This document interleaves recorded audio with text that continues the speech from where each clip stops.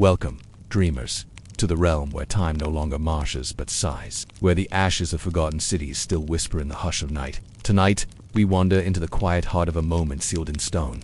The final breath of Pompeii, the lost city cradled at the foot of a restless mountain. But this is not a tale of fire and ruin. No, this is a tale of shadows, of stillness. Let the ruins rise once more. Let the dissonant songs of market stalls and marble baths return. Let the forgotten day unfold beneath your sleeping breath. For we begin the final day of Pompeii, of a world once filled with color and ritual, now suspended in the silence of eternity. Before we embark on this journey through time's mysteries, if these ancient whispers resonate with your soul, let your presence be known through a gentle like, and join our circle of dreamers by subscribing to continue these nightly journeys into history as hidden realms. Share with us, fellow dreamers, from which corner of the world you're joining tonight's contemplation. Let the global community of history's mysteries connect across time zones as we drift together into the past. Now, close your eyes. It begins not with fire, but with mist, the kind of morning veil that clings softly to the olive trees, tender and pale, stretching lazily across the tiled rooftops of Pompeii. The sun is not yet high, merely brushing the sky with a golden hush, and all the city, unknowingly, takes its first steps into its final waltz with time. You are there, dreamer, not as a visitor, but as a silent witness. Your breath does not disturb the air. It lives. Its fountains gurgle with fresh water from the aqueducts. Its bakeries warm their ovens with olive wood, and the morning chant of birds echoes gently against colonnaded courtyards. No tremor in the earth, not yet, and it deserves to be heard. Your feet leave no trace on the worn basalt streets. You float like memory, watching the day unfold. The moment history has forgotten how to describe not a catastrophe, but a breath held in the lungs of time, a silence before the storm, painted in sun-washed ochre. Pompeii is not yet a ruin. A shopkeeper opens the wooden shutter of his store. The hinges creak a mundane sound, yet now it feels sacred. A boy runs barefoot through a garden, chasing something unseen, perhaps a lizard, perhaps the last dream of childhood. A woman adjusts her veil, stepping into the narrow shade, a basket of grapes balanced carefully in her arms. Everything is alive. The city, for all its sins and splendors, is unaware. Above them, Mount Vesuvius looms not as a threat, but a familiar presence. Its slopes are covered in greenery. Cattle graze. Vineyards stretch toward its feet. Even the poets, those who write of omens and divine mood, sleep in peace beneath its shadow. There is no scent of sulfur. This is the threshold of mystery. You glide past a temple, where the marble is still kissed with offerings of oil, past the House of the Faun, where mosaics shimmer under the dew, past walls scribbled with love poems and gossip, carved by unseen hands, frozen in wit and longing. Nothing here knows what is coming, and perhaps, in this hour, we too are meant only to watch, not to warn, not to mourn. Let us walk slowly, for this is a sacred silence. As the sun begins its slow ascent, golden light spills over the cobbled streets like warm honey, stirring Pompeii into gentle motion. The Forum awakens, catching the hem of tunics and togas, carrying the faint scent of figs, rosemary, and sun-warmed clay. It is the city's heart beating not with noise, but with rhythm, steady and graceful. They speak in hushed tones, bartering not just for coin, but for trust, reputation, and lineage. Words exchanged slowly, like sacred prayers of daily commerce. You drift there now, through columns that cast long shadows on the stone. A gentle breeze stirs the dust. Vendors arrive with carts, creaking under the weight of amphorae filled with oil, olives, and wine, dipping their hands into cold water fed by the aqueducts of Augustus. As if the city could go on this way forever, unaware, untouched, perfect in its impermanence. It is always listening. Still kind. Their joy is sharp and bright, yet already beginning to dissolve into memory, even as it happens. You watch, dreamer, with a heart that does not beat but remembers. Each moment is stitched into the fabric of life with threads of routine and ritual. The fishmonger unwraps his catch of the morning silver scales, glinting like coins under the rising sun. A scribe sits with his wax tablets,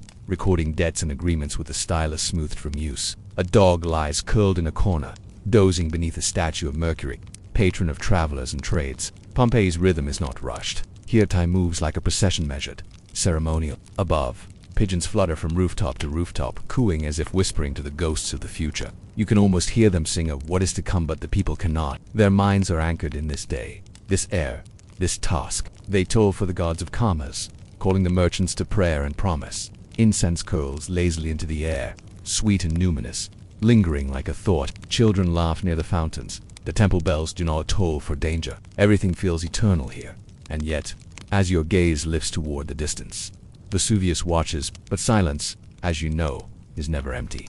Further from the clamor of the market, Pompeii reveals its private chambers, its quieter voice. You drift through the residential quarters, where life unfolds not in the open square, but behind painted doors and shaded porticos. Here the frescoes still sing, their colors have not faded, not yet. Vermilion, cobalt, and ochre tell stories along the plastered walls. Not in wild, tangled abandon, but shaped, trained, guided by patient hands. The air is heavy with perfume and the soft hush of bees. A slave sweeps the pathway slowly, the bristles of her broom brushing away yesterday's dust, unaware that no broom will sweep again hereafter today. The light of morning filters through a circular opening in the ceiling, the compluvium casting its glow onto the shallow pool below, where water reflects the sky in trembling fragments. A woman arranges her hair with ivory pins, where shadows stretch gently across mosaic floors, and time has not yet turned to ash. They are whispering, not with fear, but with memory, not of endings, but of moments suspended, unaware that the same light which warms her cheek will one day vanish, caught in stone forever. Myths of heroes and nymphs, of gods who loved too deeply or punished too cruelly. These tales were once told by candlelight, murmured in the hush between meals, or pondered while reclining on couches of carved wood. Her marble form is weathered not by time, but used by prayer, by touch, by reverence. Offerings lie at her feet, a shell, a coin, a petal folded in hope. In one atrium, you pass by a room where a stylus rests beside a wax tablet, a letter half written. It speaks of love. I was here. One reads, another, beware of the dog, and yet another, scribbled in haste, come to the baths with me, I'll wait, or longing, or perhaps just an order for more figs. The words are lost, but the gesture remains, eternal in its incompletion. In the peristyle garden, roses bloom. You pause beside a statue of Venus rising from the sea. The homes of Pompeii are not silent. On the walls, graffiti tells us what no scribe was tasked to record. Jokes, rivalries, declarations of love, poems of yearning. They wrote to be remembered, and they were in Pompeii. The ordinary becomes sacred, simply because it endured. Let us stay a little longer in this room. Now, let us drift toward the rhythm of steam and stone, where bodies once met water in ritual and release. The bathhouses of Pompeii grandeur, not of X's, but of elemental reverence. You pass beneath an arched entrance, your steps echoing softly along worn marble. Inside, the air thickens, not with smoke or fear, but with warmth. In time, the appetiterium, the changing room, greets you first. Rows of niches for garments line the walls. Men and women recline on heated benches, their eyes closed, their breath slowed. They speak not of politics or romance, but of gardens, of meals, of sleep. Robes once hung here folded, scented with lavender or clove. Laughter lingers in the stone, faint but present. You can almost see the sandaled feet of bathers, the clink of jewelry removed, the flutter of towels drawn across bare shoulders. You can almost feel it cling to your skin. Dreamer, though you are not truly here. A bronze basin rests upon a pedestal, but sorrow. But they do not mourn. They simply remember. To shed grief or memory. To be still. To prepare for something they could not name. Filled with steaming water. The ceiling curves above you like the inside of a shell. Lantern light flickers, golden on the damp walls. The walls are alive with color. Painted nymphs dance between columns. Sea creatures spiral among gods. These frescoes are not silent decorations, they are invocations, meant to conjure a realm where water and body unite beneath divine gaze. Beyond, the tepidarium welcomes with gentle warmth. A soft mist clings to the air. The water murmurs as it flows. Every drop remembers. Every ripple holds a secret. Then the caldarium, the hot room where the air is dense and slow, like honey thickened by time. The bathhouse was a temple to the body, but also to silence, to rhythm, to breath. And finally, the frigidarium, where cold water waits like the final exhale before departure. This room is still. The pool lies smooth as glass. It reflects not just the ceiling above, but time itself, caught, briefly, in reflection. As you float through this space, consider how many came here to wash not just the body. These rooms, once loud with laughter and steam, now hold only the breath of stone. And so do we. We now drift beyond the central streets, into the quieter quarter of Pompeii, where the villas of the wealthy recline in quiet grandeur, shaded by cypress and fig. A faint chime of bronze wind bells greets the morning breeze. A skylight opens above, flooding the space with the kind of gold that only ancient air knows how to hold. The villa exhales gently, like a sleeping harp whose strings hum without touch. The mosaic beneath your invisible feet depicts a leaping dog with the words "Cave can beware of the dog." But no dog stirs. Only memory watches now. These homes are not louder, but softer, steeped in elegance, with echoes measured in silk and sandalwood. You approach a great doorway, framed by red columns and guarded by the sculpted gaze of household deities. Its walls were painted not for display, but devotion. Its courtyards were shaped not for guests, but for the soul. Even its silence feels deliberate. Ariadne slumbers on Naxos, her dream never-ending. Vesuvius waits, still patient, still hidden. The room pulses with quiet luxury, but nothing here shouts. Even wealth in Pompeii is patient. There, wax tablets preserve the echo of decisions made long ago. Agreements signed, names remembered, legacies written by the flicker of lamplight. In the corner, a harp leans silently, and the voices of the house remain soft and unbroken. You imagine the last notes it ever played still linger in the dust. Suspended, the atrium is wide, its impluvium filled with collected rainwater, still as moonlight. Laurel, rose, and myrtle grow alongside statues of Apollo and Minerva. The fountain murmurs, doves land on its edge. A slave tends to a hedgerow, unaware that the leaves he trims will not grow again. He does not rush, no one does. The walls are frescoed in scenes of distant myth and divine indulgence.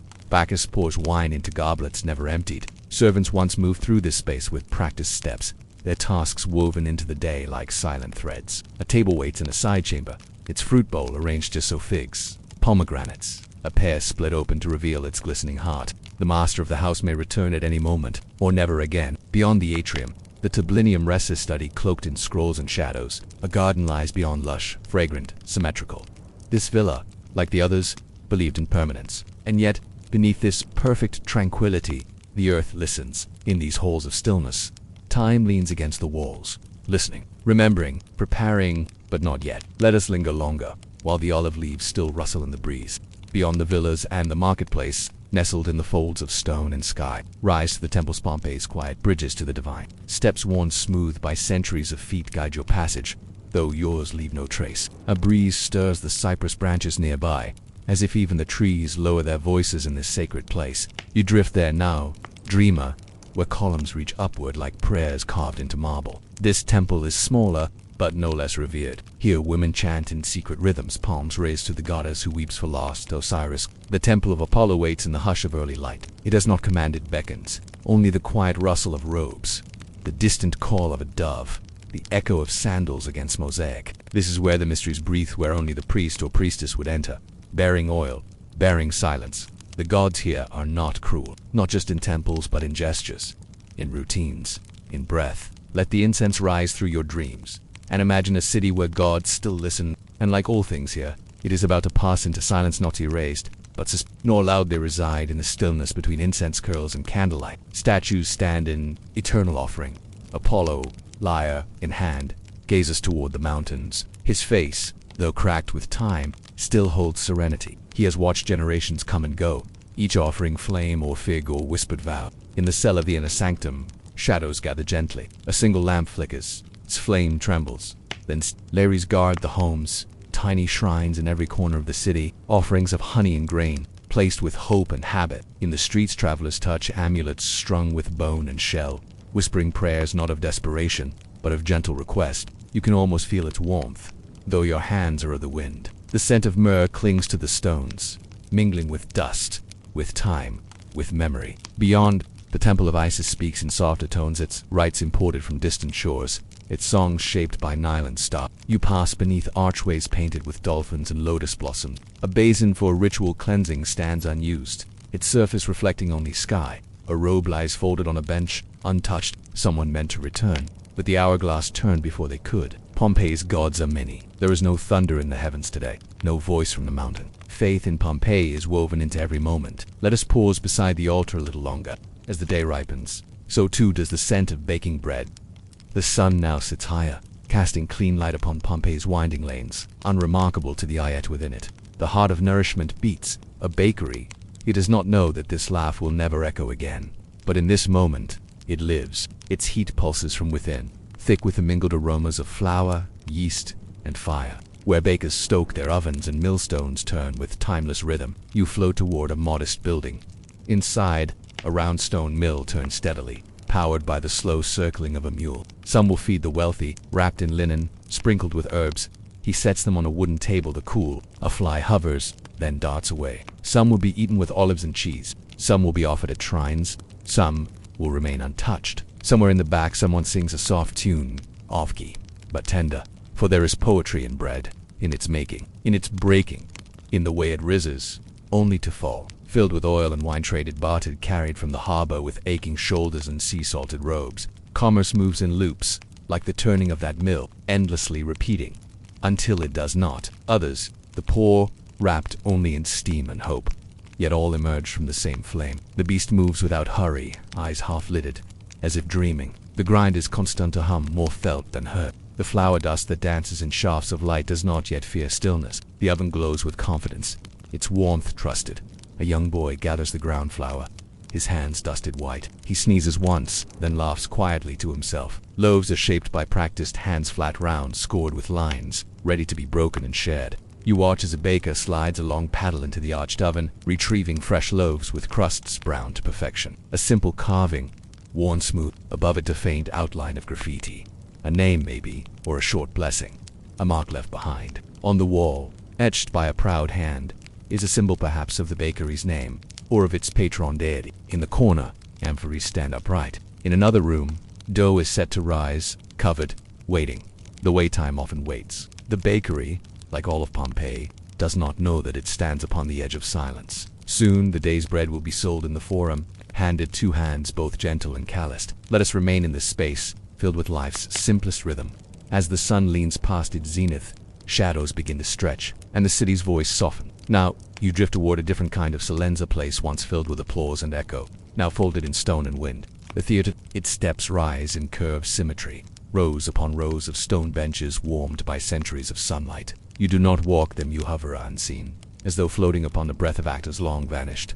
Here, the people once gather not in mourning or labor, but in reverence for story. Comedy, tragedy, farce. A soldier, returned from campaign, found solace in the storyteller's voice tales that reminded him of home, of meaning, of things he could not name aloud. She leaned forward as the hero rose, her hands clasped, her breath caught in a moment of shared fate. Beside her, a merchant laughed too loudly, wine on his breath, forgetting for a time his debts and duties. You listen, and for a moment you think you hear lines once spoken in Latin verse, not clearly but enough to know they are still there, folded into the stone like breath into parchment. You let the silence speak, the very soul of the city expressed upon a stage carved from hillside and myth. It lived in art, in imagination, in the shared pulse of audience and actor, in the hush before a line, in the laughter after. The proscenium stands quiet now. Here in this place where memory does not end, it performs. The painted backdrop, once vibrant with forests and columns, has faded into dust, but the structure remains, the bones of a dream. You hear no lines spoken, and yet the air still holds them. It was a temple of emotion, of catharsis. It offered escape and reflection, in a place where the soul could dress itself in someone else's skin and, for a moment, feel safe. A woman in fine robes once sat here, her sandals tucked beneath her. Tragedy frowns, comedy grins, each one worn by dozens of faces, each one echoing a different life. Now, they rest in a hush, watching as time slips by like a curtain lowered without applause. Children perched on their father's knees, eyes wide. All of it happened here, and all of it remains. In the skein to the backstage chambers, masks still hang. The wind whispers through the tiered seats. It carries a rhythm, almost a song. This place was not merely for performance. Even now, it holds that sacred pause. You remain for a time, seated in the center, where sound once traveled perfectly. Pompeii did not only live in bread and market and worship, it lives still. The sun now leans westward, casting amber over Pompeii's edge, and there, tucked beyond the city's main streets, lies a place both secret and sacred. The suburban baths, not grand in scale, yet cloaked in intimacy. These baths once embraced the weary, the poet with aching limbs, the servant with sun-warmed skin. The threshold bears the faint remains of painted frescoes, paintings in motion, limbs intertwined, stories of pleasure, of play, of mythic abandon. But they do not scream for attention. They hum softly, like lullabies carved into plaster, or simply the signature of a worker immortalizing his touch. You reach for it not with fingers, but with thought, and feel the trace of someone long vanished, yet still waiting. Here, the day melted from the body, and thoughts dissolved into water. You step quietly into the vestibule. They whisper of human closeness, not for footsteps, but for memory, of shared silences. Let the steam rise through your breath. Let your thoughts steep like herbs in water.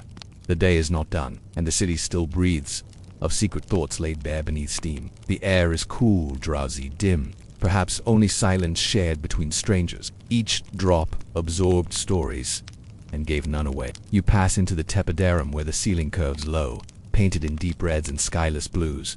The room embraces you like dusk. A single lantern once flickered here, reflecting golden against damp stone. Benches line the walls, still worn from centuries of waiting. Once, voices echoed here low, slow, musical, perhaps a conversation about a dream. You drift deeper, toward the sudatorium. The sweat room. It feels like breath itself once hung heavy in this air, soaked with rosemary oil and sea salt. Bodies once sat shoulder to shoulder, exhaling worries they did not have words for. On one wall, a carved inscription. A name, now unreadable. Was it a dedication? A lover's boast? The water here was warm, but not from fire. It was warmed by rhythm, by routine, by the heartbeat of Pompeii itself. Outside, you hear the faint call of gulls, distant and strange. They do not belong here, and yet they come. You rest in the frigidarium now. The cold pool, carved in pale stone, lies still as glass. In its reflection, not just ceiling, not just candlelight, but time suspended. One ripple, and the past would awaken. But no ripple comes. The suburban baths whisper of more than cleansing, and now, in the hush that follows centuries, they wait. Let us sit a while longer. Far from the stone streets and marble halls, where sandals scuffed in commerce cold, there lies a softer Pompeii, a Pompeii of rustling leaves and perfumed silence. The gardens. The soil is tilled with love, the paths swept with care. Lavender, myrtle, and time whisper in the afternoon breeze. Their scent mingles with the warmth of sunlit brick and the far-off hush of waves. You drift now into one such space, tucked behind a mortise domus. The gate is ajar. A vine curls around its iron hinge, green and tender. Inside, the world slows. Clear water falls into a shallow basin, circled by smooth pebbles hand-chosen for their color and touch. A bird drinks, another sings. The world feels round and soft. No hint of fire or only a dream, growing green beneath the open sky. This is no grand estate. It is quiet, enclosed, yet every inch breathes devotion. It was a garden of moments of breath. Let the leaves murmur their lullaby, and let the light fade slowly into shadow. Of lives lived quietly and deeply. A stone bench waits beneath a fig tree, where shadows fall like lace. The roots still remember. A woman once sat here, perhaps with a spindle in hand, her gaze wandering skyward, not in search of omens but in gratitude. It depicts birds in flight, a basket of fruit, a serpent coiled beneath a laurel bush. The artist, long gone, dreamed of eternal spring, and here, somehow it remains in presence, in stillness, for conversation, for the spaces between words, for listening to what lives between the leaves. A small fountain trickles nearby, its voice like a lullaby. Along the garden wall, a painted panel still clings to life barely. These gardens were not only for beauty, they were for meditation. Soon they would have been harvested, crushed beneath bare feet, poured into clay jars to ferment beneath stars. But the stars would blink, and the harvest would never come. In another corner, a tiny shrine stands, its niche holding a clay figurine of Flora, goddess of flowers. A few dried petals rest at her feet, untouched by centuries of dust. A prayer offered once, now sealed in silence. You pass by an arbor heavy with grapevine. Their clusters catch the sun, their sweetness unseen. Still, in this moment, the vines thrive. The bees drift lazily, golden with pollen. A cat curls in a patch of shade, unaware of the weight of history pressing inward. There is no fear here. Pompeii was not only a city of stone, and though the soil sleeps now beneath a blanket of time, let us sit beneath the fig tree, you and I. In a shaded quarter of the city, near the edge of the decumanus, you find a small study no larger than a storeroom, yet filled with the weight of words. This is where the scribes once labored. This is where language met eternity. You enter softly. Dreamer, not with footsteps, but as thought. The air here is cool, still fragrant with old wax, ink, and the ghost of parchment or Greek. Scrolls lie bundled in twine, each one silent, yet bursting with dreams, recipes for love, potions, lists of debtors, maps of distant provinces. The Iliad recited in scratchy script, a letter from a mother to a son, stationed far away, a record of grain deliveries, the kind of silence that hums, that contains music, if you listen deeply, preserved by minds that knew the fragility of thought and the permanence of stone.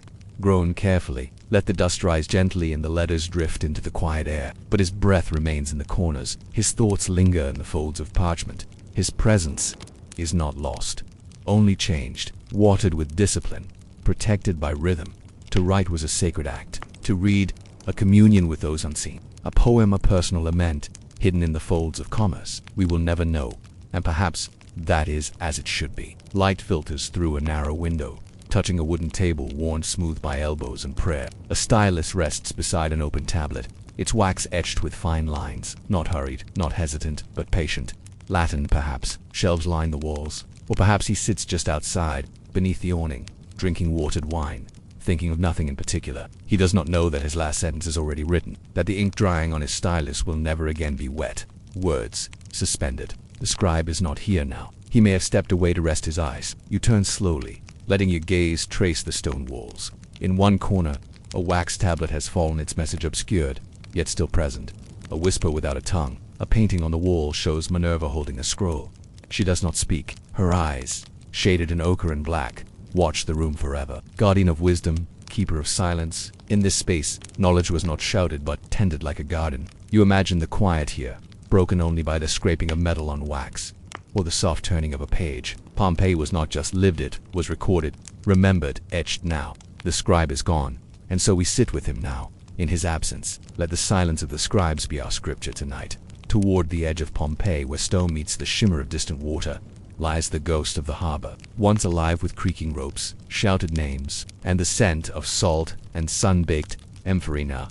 It hums in a key only time can hear. The sea is no longer visible, time has drawn the shoreline away, but you can still feel still taste it on the wind. You drift downward, through the narrow street that leads there. It widens as you move, opening like a sigh into the portico of trade and tides. A cart sits tilted on its axle, one wheel loose, its crates half filled with cloth and glass. The merchant who packed them stepped away, perhaps to confirm a weight, or greet a sailor returned from Alexandria. He has not yet returned. Inside, amphiry lean against each other like monks in contemplation. Some hold garum, the fermented essence of fish, prized and pungent. Others, wine sealed with wax, labeled in a hand that once pressed ink with care. Beside it, a dockworker's bench. A leather satchel rests there, forgotten. Offerings of shell and glass beads lie at her feet. Someone prayed here not long ago. Inside, a fig wrapped in cloths, still warm from the morning sun, uneaten, a small carved charm of Neptune, of possibility. Now, it remains not to carry goods or travelers, but to remind us of what drifts beyond reach. A coin it was, once. You can still hear echoes of laughter, of command, of farewells not meant to be final. But today, its breath is shallow. A boy might have sat here, legs swinging, watching the ships bob in place, dreaming of far off Landsroads, Carthage even, but his dreams, too, are still here, caught in the folds of sun and salt. Restful, a note smudged by sweat. It was meant to be delivered later. The warehouses stand in solemn lines, their doors flung wide to let the day pass through. The harbor is not loud. Birds cry above gulls, or doves, or something between. They do not settle. Perhaps they sense what others cannot. On the stone quay, ropes lie coiled like sleeping serpents. Nets half-mended flutter gently in the breeze. A statue of Venus Marina watches over the water, her feet chipped, her face serene. The sea holds no threat in this hour. It sings only lullabies. Its waves kiss a shore long vanished. And yet, the stillness deepens. Pompeii's harbor was a place of depart. Let us sit here at the water's memory. Let the wind pass through your thoughts like silk. Let the quiet be the only vessel that moves. Now the sun begins to lower, casting Pompeii in its most tender light. Walls glow with warm ochre. Rooftops gleam like burnished copper, and the streets stretch long with shadows that remember every step ever taken. A breath held across rooftops, courtyards, and gardens. The street glimmers under the molten light, its stones polished not by hand. Shutters lean inward. Merchants speak in lower tones. A woman sweeps the threshold of her home, each movement slow, ritualistic, as though clearing space for memory rather than dust. But by centuries of footsteps of wheel ruts carved like veins across the city's skin. An older man draws near and cups his hands to drink, then sits nearby, watching. Not waiting, just being. This is the city's most contemplative hour, the in-between time. Not yet evening, no longer day. You drift along the Via della Bendanza, Pompeii's great artery. The shops are quieter now. It is the hour when the city remembers itself. Like thought, like prayer, not yet. It is simply shining. One last time, when every courtyard breathes. Let the sun linger on your skin, though you are only memory. Let the light stretch further than it should, holding the moment just a breath longer, when every step echoes just a little longer, when time loosens its grip. A melody passed from mother to daughter, again and again, like a soft echo stretched across generations. Children linger at the fountains, their play subdued. The water trickles softly, its rhythm unchanged. They dance in the breeze, unaware that this is the last wind they will ever know. Above, laundry sways from line to line, caught in the hush of falling sun. Tunics, robes, blankets, kissed by gold. You pause, hovering over the tiled sea god and his queen, faint, almost imperceptible, a whisper beneath the hum, and though no one speaks of it, some pause, their eyes flicking briefly toward the mountain, then away, frozen in their eternal embrace, their myth living quietly in stone. A column casts a long, thin shadow across a mosaic of Neptune and Amphitrite, still vivid beneath your gaze. In a nearby doorway, a girl sings to herself, unaware that her song drifts through time. The notes are simple, a lullaby perhaps. Above her a lamp is alit, its flame trembles, like a heart too shy to speak. One by one, others begin to glow, small points of light preparing to meet the dark. The breeze carries a change now, but not in fear. This hour, this golden hush is the most sacred of all. And you, dreamer, drift through it like incense. Let us walk slower now. Pompeii is not dying. As the last rays of sun kiss the edges of Pompeii, you are drawn toward one of its most storied homes. The house of the Vettian opulent villa once belonging to freedmen who rose through trade, adorning their sanctuary not with pride, but with devotion. Its doorway stands open to your passing, not full, each one echoing into stillness like soft footsteps retreating through time. Honeyed dates arranged on brass platters, laughter rippling beneath the song of a lyre, but poised, like a sentence waiting to be finished, faint and far away. The slow plucking of strings, the murmur of conversation, the scent of roasted lamb, of myrtle garlands. Only peace, depicting Daedalus presenting the wooden cow to The myth is strange, unsettling, but here it is rendered with grace, with restraint, with mystery, as though the house knew that beauty was not for display, but for continuity, a bridge between time and tenderness, unlit, yet still capable of light, of perfume thick with amber and clove. A fountain gurgles gently, its sound low and eternal, like the voice of the house itself, vivid and unashamed images of myth and metamorphosis. Let us listen to the breath of walls that have seen everything and judged nothing. And the house of the Vetti dreams quietly, unaware here Hercules wrestles serpents. There Priapus balances his abundance with a scale. Their colors glow dimly, warmed by the memory of lamplight. These were not mere decorations, but stories turned shelter. Within, silence lives like silk draped across marble. The air is thick with shadow and memory, yet nothing feels lost, only waiting. The entrance opens into a grand atrium where the impluvium mirrors the darkening sky. Tiny drops from a cracked cistern ripple its surface, water spilling from the creature's mouth in a soft arc. Flowers grow here, still in your dream lily, roses irisol tended by hands now stilled, yet still felt in every bloom. Frescoes cover the walls. You pass beneath an arch into the peristyle garden, not of overgrown wildness, but of harmony. Laurel hedges trimmed with care, statues poised with grace. A marble figure of Eros rides a dolphin through the pool's center. In the triclinium, the dining hall, couches of stone are draped with faded memory. Banquets once unfolded hieroglyphs passed hand to hand. You can almost hear it now. Above all, this house spoke of aspiration, of ascent from bondage to freedom, from coin to comfort, from shadow to flame. Yet in its silence, there is no vanity. You enter the final room, a small chamber, its walls deep red. A lone oil lamp rests on a shelf. Let us sit here, in the hush of painted gods and stilled fountains. Pompeii in this hour holds its last serenity.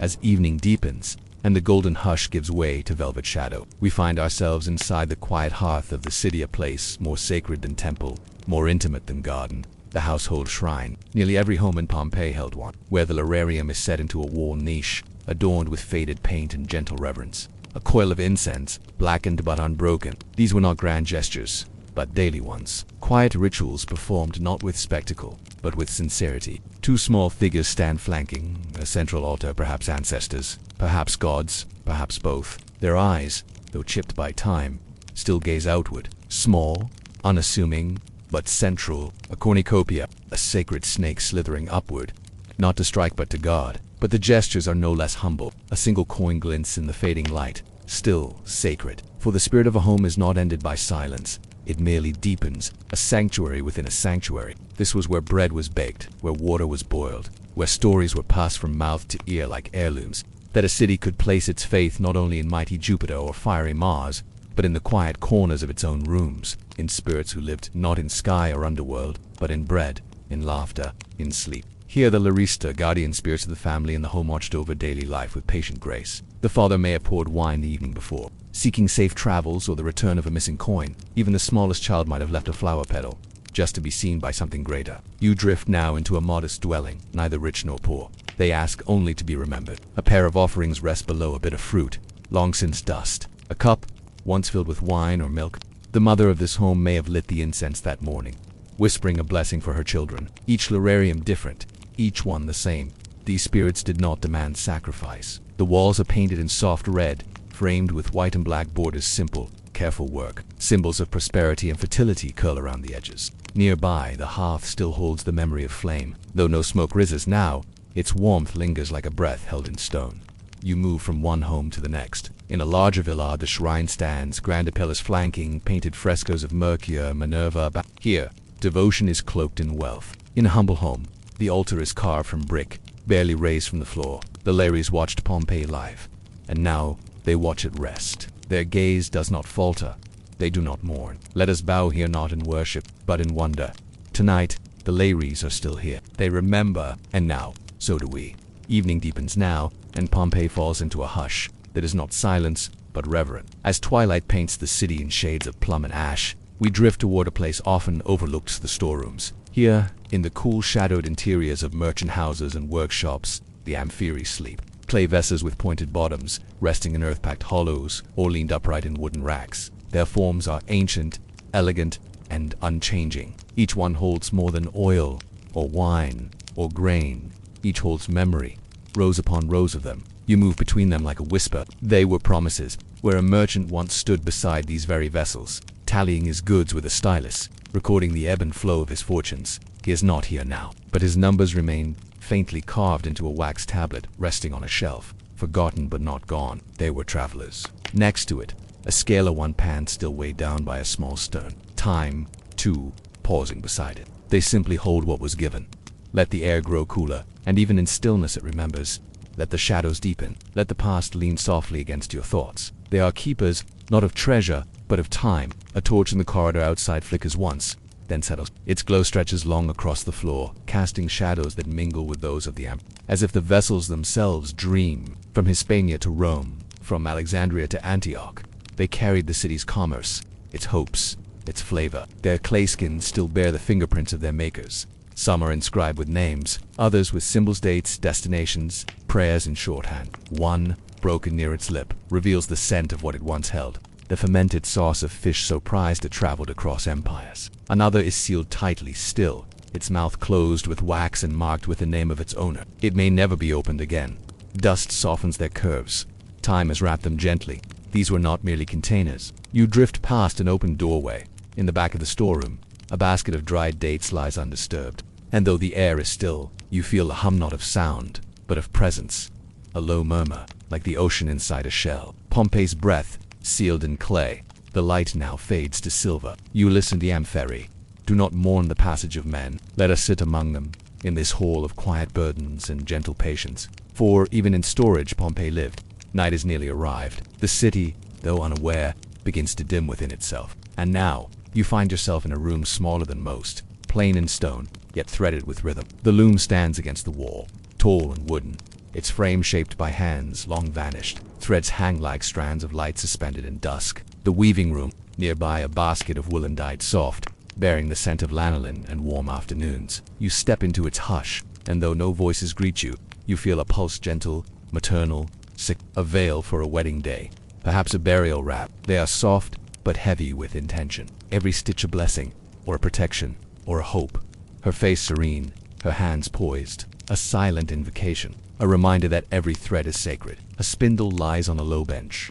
Its weight feels recent, as if just set down. In this space, cloth was born from thought, not with haste, but with grace. A spider's thread catches it and shines. Let us sit in the presence of cloth never worn, and dreams never spoken aloud. Suspended across time, a woman once stood here, her fingers guiding thread through thread. It was memory written in fiber, a story told in warp and weft. You feel the hush between each imagined shuttles pass. A garment not just for warmth, but for ceremony, for mourning, for joy. Her mind wandering while her body followed the loom's ancient dance.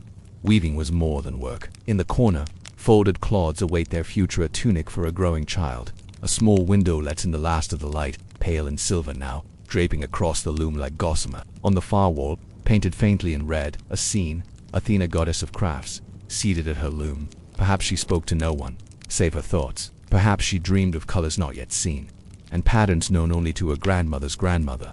It was wool, and weaving, and the rhythm of a loom creaking softly as the world turned slowly outside. You sit here, dreamer, though you have no weight. You feel the stillness of the yarn. Perhaps the weaver hummed while she worked. In the simplicity of this room lives a wisdom older than empire. And tonight, that rhythm returns not in sound, but in remembrance. Let us stay here, in the weaving room, as the stars prepare their slow unveiling. The thread, after all, is never truly cut. Night has fallen now. Pompeii glows dimly beneath the gaze of unseen stars. Oil lamps flicker behind curtained windows. Courtyards breathe with cooling stone, and you drift toward the quiet places most never knew. The shadows that moved beneath chandeliers without ever owning the flame. A simple straw mat lies in the corner. A clay jug, a small dish rim cracked, and beside it a folded piece of cloth, perhaps a child's, perhaps just clean. Behind every painted wall, behind every marble column, lived those whose names history did not preserve. The servants, the laborers. You enter now into a modest room, far from the atriums and mosaics, its ceiling low, its floor swept but worn. Her days filled with rhythm: prepare, carry, clean, repeat. But in the folds of those days, she carried dreams. Not for riches just, rest to love a song, the warmth of sun without demand. Not empty but whole. Let us honor their breath, their labor, their dreams. Not in title, but in heartbeat. Not with lament, but with reverence. His job was not noble, but it filled the city with light. The eyes that watched, and saw, and knew. He carried fire from room to room, and asked for nothing. Tonight his last flame burns, just as it always did, steady, gold, unnoticed, that poured the wine, that brushed the hair of mistresses who spoke to gods but not to them. No frescoes adorn this space, yet it holds more soul than splendor. The soul of the hands that ground the flour. A woman once sat here, her back straight from habit, not pride, no marble, no inscription.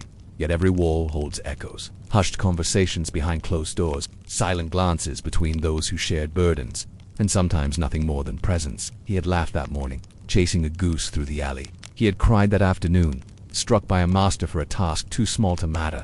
He does not know this night is his last, but his breath, as it rests now, is peace. In another chamber, a boy slept on a linen sack, the smell of bread clinging to his clothes.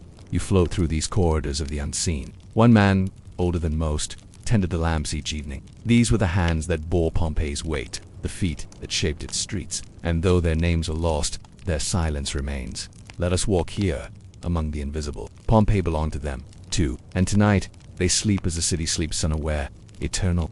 Now, in the deep stillness of night, we drift toward a quiet home, neither grand nor forgotten, where the Last Supper is being prepared, though no one knows it yet. Inside, a single oil lamp glows upon a ledge, its lights trembling like a secret. A loaf of bread, half-torn, lies beside a dish of lentils. A small cup of olive oil shimmers faintly, coaxing a small flame into life beneath a pot of stew. The scent of garlic and herbs rises slowly, curling into the rafters like a memory still forming. She hems softly, not for anyone else, only for herself. The tune is wordless old. Perhaps her mother once sang it. Nothing extravagant, nothing wasted. To hell, to sleep to tomorrow. The shadows flicker gently across the walls, painting movement where there is none. You enter through an open doorway, low and rounded, no cries, to hold space for the sacredness of the simple. But the dinner shared under soft light, just before the dream begins to fade. For the holiness of the mundane, only life, quiet, rhythmic, ordinary, and because of that, sacred. For him, the world is only this room, this warmth, this moment. In the center of the room sits a modest wooden table, set for three. Clay bowls rest in silence. A young woman kneels near the hearth beside her. A child arranges figs into a careful line on a plate, whispering a game under his breath. He is unaware of time, not from dread, and above them, in the darkness they do not see, the mountain watches, but from thought. Tomorrow's errands, repairs the price of salt, the ache in his shoulder. The man of the house, weary from the day, sits on a low stool, sharpening a knife with calm precision. His eyes are far away. Outside, the sky has shifted into velvet. A hush blankets the city. They do not rush. They do not know. There are no omens in this room. The bread is torn. The wine is poured. You feel the warmth from the fire, the softness of air thick with spice and dust. You watch as the family eats slowly, the way those who trust time always do. A toast is made not aloud, but in the heart. But tomorrow is ash. You linger by the doorway. They do not fear, and yet their stillness becomes something greater. A candle burning just before dawn, a breath drawn before silence. Pompeii will vanish, but this moment, this quiet meal, this flickering lamp, this song without word, let us stay with them a little longer. Not to mourn, but to witness. For, in the end, what endures is not the ruins. It is still night in Pompeii, but the stars begin to blink with unease. The oil lamps flicker more than they should. Somewhere in the distance, a dog whines, a sound too soft to awaken the city, but enough to mark the shift in the air. The fields beyond, once calm with vineyards and olive groves, lie under a darkened sky. The mountain Vesuvius rises. Like a sleeping god, you float now toward the city's edge, to where the streets grow quietest, but it no longer sleeps, not violent. The animals in the courtyard shift, restless, sensing something ancient moving beneath the soil. Even the trees seem to lean inward, listening. The rooftops lie in stillness, their tiles silver with starlight. The colonnades stretch like sleeping sentinels. The temples, the baths, the bakeries all pause amid no cry, only the soft shifting of fate. Not loud, a sigh, a breath held too long, finally released. Somewhere a cat leaps from a windowsill, vanishing into shadow. The statues stand unmoved, their eyes turned toward the mountain, their mouths sealed with stone.